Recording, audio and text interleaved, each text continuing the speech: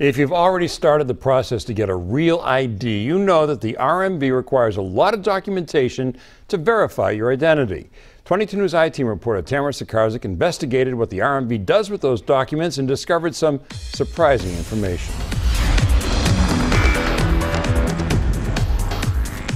This is a bank statement, a document that you would typically shred. The RMV requires documents just like this for real ID verification, and the I-Team learned they're storing that information afterwards, not shredding it. It's the kind of information you wouldn't want to end up in the wrong hands. What they're requesting is social security number, birth certificate, or passport. But if you want a real ID, those are the types of documents you'll have to hand over to the RMV. I don't feel very comfortable with that. I don't think it's necessary. The Real ID requirement is part of a 2005 federal law that increases security measures following September 11th. By October of 2020, you'll need a Real ID to board a plane or enter a federal building. To get a Real ID, you need to hand over some of your most personal and sensitive information to the RMV. The 22 News I-Team discovered what they do with those documents next is raising some serious security concerns. The RMV will then scan those documents into a computer system that's run by the state.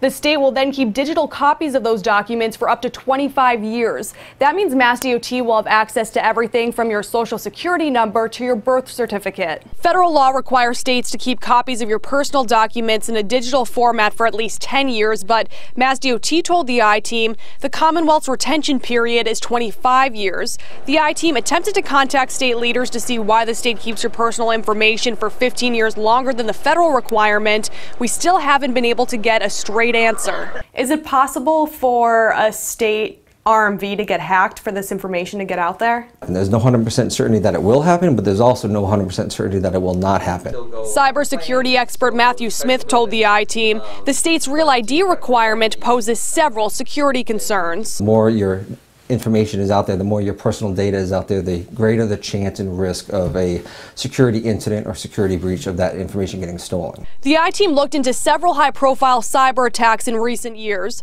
The Colorado Department of Transportation was targeted by a ransomware attack earlier this year. Back in 2014, hackers breached the Office of Personnel Management, exposing the personal information of nearly 22 million people in the federal government.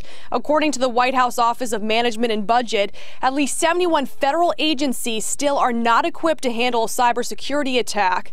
Smith urges you to manage your own security. The greatest thing you can do as a consumer is to get an identity guard or identity protection identifier monitor tool that also scowls the underbelly of the web and the dark web, so it'll alert you if there's any fraudulent activity with your account.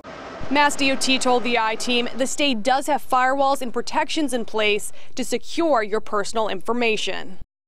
You can still get a regular driver's license instead of a Real ID, but that means after 2020, you'll have to carry a passport to board flights or enter federal buildings. We have everything you need to know about Real IDs on our website, wwlp.com. I'm Tamara Sakarzik, working for you with the 22 News I-Team.